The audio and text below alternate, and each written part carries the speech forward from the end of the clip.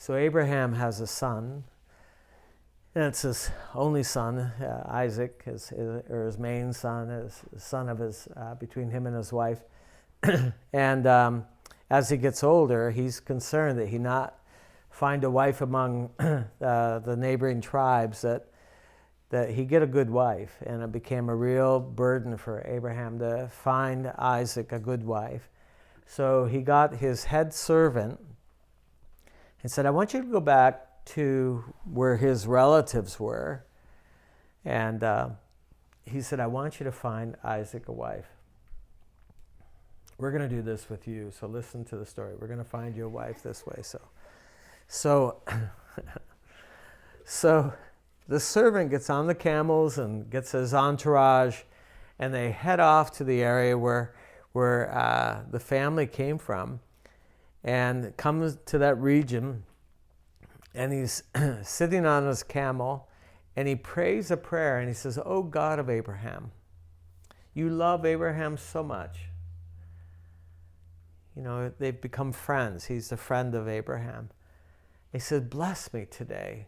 Help me to find a wife for my servant Abraham's son. Help me to find," and he's inquiring of the Lord. He's sitting on the camels, and he's been trained by hanging around Abraham enough that he knows how to inquire of the Lord, even though he doesn't have a real strong personal relationship with the Lord. He's picked up some things. And so he says, you know which one is the best wife for my master's son.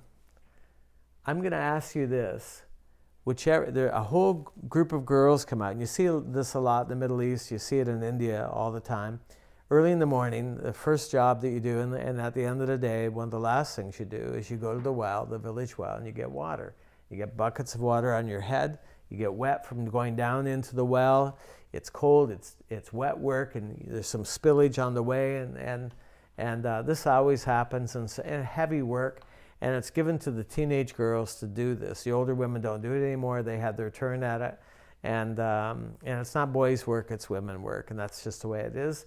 And so they go down into the well, and a whole gaggle of girls come out to get water, either first thing, I think it must have been first thing in the morning.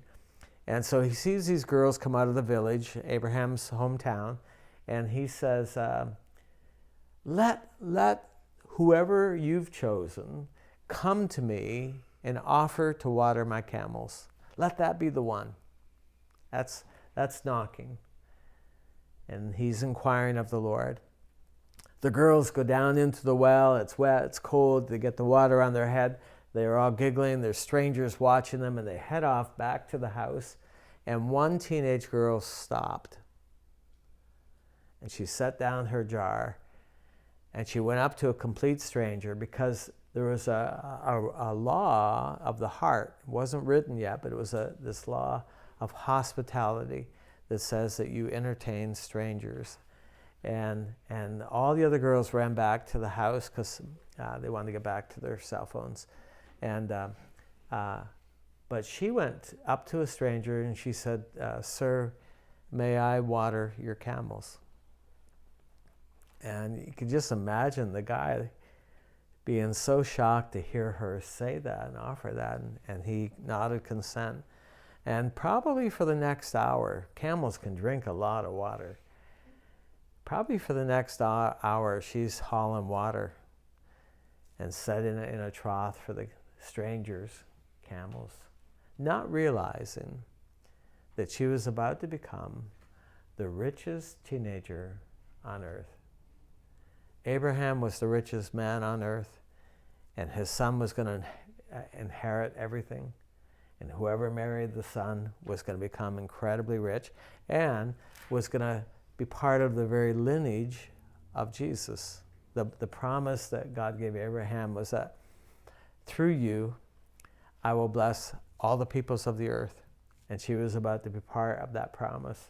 And all she was thinking was get this done, water the camels, because this honors the Lord and honors her parents. And she was watering camels, not realizing her destiny, that we would be talking about her in Penn, New York 10,000 years later. It's an amazing story.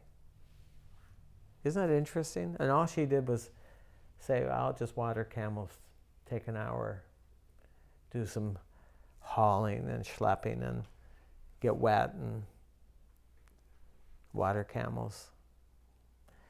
Before the day was out, he followed her back to the house and told the father that he was Abraham's servant, and they knew who Abraham was because that was his roots. He said, I've come to look for a bride, and I feel she's the one. And he presents jewelry and necklaces and earrings and brings the men who are with him, and they offload the camel, and they have stacks of clothing and stacks of jewels and gems as kind of a down payment, a little deposit of something to come. That this is from Abraham. Imagine a teenage girl just trembling. She's listening through the curtain as he's saying, I've come to find a bride for my master's son. And she's listening, and then he sees her, and she's the one that we want. And all she did was water camels, and she became incredibly rich. And so the father says, well, she has some say into whether or not this happens or not. And they turned to her and they said, do you want to go with this man? Do you want to go? And she said, yes. What an amazing moment. What an amazing teenager. What a great story of inquiring and seeking the Lord. I was teaching at a Bible school about an hour from here, an hour and a half from here. And it was a Bible school I had gone to, and then they had invited me back to teach. And so one of the students was from India. And I noticed that he had stopped shaving. It looked like he was growing a beard. It was winter time, probably this time of year. And I just kidded him about, he'd come from a hot place, I didn't know where, but it must be hot. And his wife was back home, so now he can grow a beard kind of thing. And I just kidded with him about it, and he laughed. But when he turned his eyes away from me, I saw a hurt in his eyes.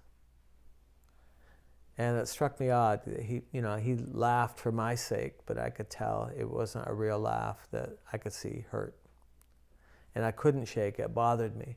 I didn't mean to hurt him, and I couldn't figure out why that little thing I would say would hurt him.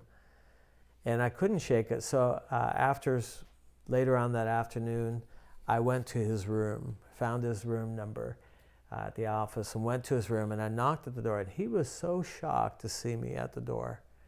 Sir, was there anything wrong? No, I just wanted to check on you. I think you're hurt about something, and I wanted to check. And he was so surprised. He invited me into his room, and it was as barren as a cell, had nothing in it. And when I inquired a little bit more, I found out the reason he was growing the beard is he ran out of razor blades, and he had been stroking them on his arm and couldn't do that anymore. And so he ran out of razor blades, but he didn't have anything. He didn't have soap. He didn't have warm clothes. His dorm room was extremely cold. It was wintertime, and everything was concrete. And he's from India, and he's freezing in there. And he's really upset. And he says, you are the first person.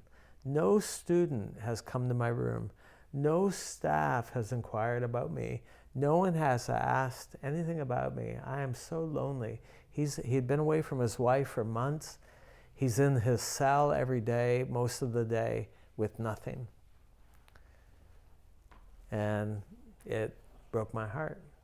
So I went back to our church, and our church is just incredibly generous. And I said, I met this Indian guy, and he's got nothing in his room. Can we put together a little care package and send it to him? And the lady said, we'll look after this. And they put together a care package like you wouldn't believe. It had stuff he didn't even need. It had everything: pencils, papers, markers, candy, razor blades, of course, but towels, long johns, sweaters, gloves, toques, scarves. I mean, they put together a package, and so we got it down to him, and he was just so moved by that. It was a statement that God cared to his heart. And so I was back down there again, and I said, what are you going to do for Christmas? Christmas in India, I knew, was a big thing because anywhere where the British have been, Christmas is a big thing. If you go to Hong Kong, you'll hear Bing Crosby singing White Christmas at Christmas time because the British were there and they just brought all that Christmas. They love Christmas, and so even though it's hot and sticky and there's palm trees and Asian people, they're singing White Christmas and Frosty the Snowman and all that stuff. And so I said, what are you going to do for Christmas? And he just kind of winced and didn't want to tell me. And come to find out, the school was going to close for a month, and he had nowhere to go. And they told him that he couldn't stay there. He had one brother, but the brother didn't treat him very good. Kind of like the Cinderella story. He would just use him and take advantage of him.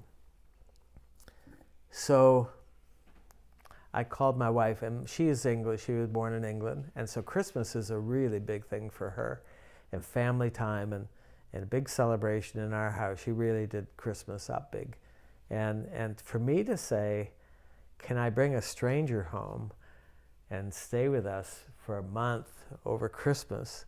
I just wasn't sure that would fly, and I was so pleased to hear Heather said, absolutely, bring him home. And so I went to the guy and I said, you're going to come home with us for a month over Christmas and have Christmas with us. Well, we got him up there. We took him ice skating. He said, you're defying God by being on a little blade of steel on ice. And we took him snowmobiling, and we'd find him out walking around in the woods with snowshoes on and a cowboy hat and Carhartts and falling through that. He had a ball. It was a life-changing experience. Our kids loved him, and we'd have these meals, and he couldn't say pizza, he'd call it pija, so he loved pija, and they just got a kick out of that. And after the meal, we'd sit around the table, and he'd tell us stories about what it's like in the jungle of India, and there's lions or like tigers and elephants and monkeys and tribal people, and he would tell us how a group of young guys had gotten baptized in the Spirit, went into the jungle and with persecution and a lot of difficulty, led some tribal people to Christ. Then he'd turn and he'd look at me and he said, sir, would you come and teach us? We have no teacher. We don't have anybody who'll come and teach us. Would you come and teach us? And I was shocked to hear this. I wasn't expecting this. And I also wasn't expecting how deep the prejudice in my heart was toward Indian people. See, I grew up in Canada. There are lots of people from India and Pakistan. We didn't have any prejudice against African Americans. We loved them, but the people closest to us, we had bad names for them. We put them down in our thinking. I didn't know until he told me, would you come and preach to us and be with us? And all of a sudden I found that I had, from my childhood, a deep-seated prejudice against a whole people group. And it took a while to repent of that and get that out of my system and get that washed out and ask the Lord, change my heart.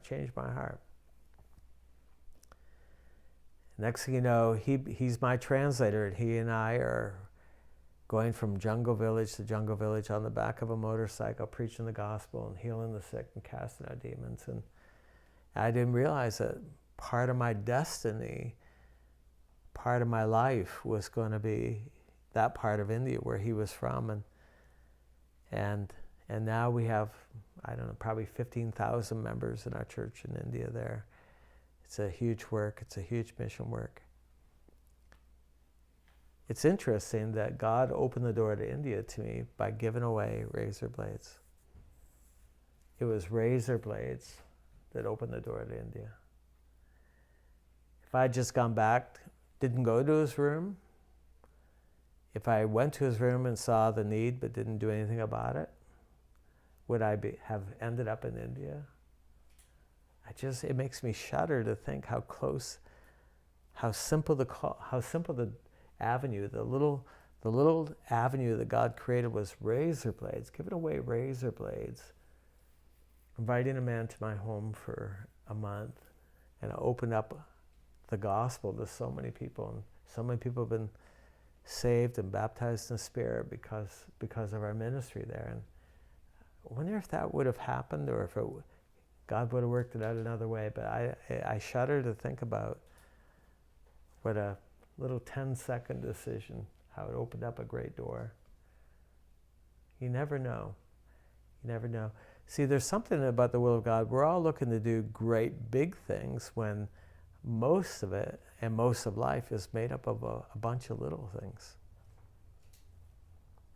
You could shovel someone's sidewalk and it could turn into an opportunity for that person to come to Christ. It's an amazing how life is made up of little things, and that's where we need to keep our eyes open. We're all expecting the big will of God to come down the pike and overwhelm us, but it doesn't work like that in the Bible or in life. Amen?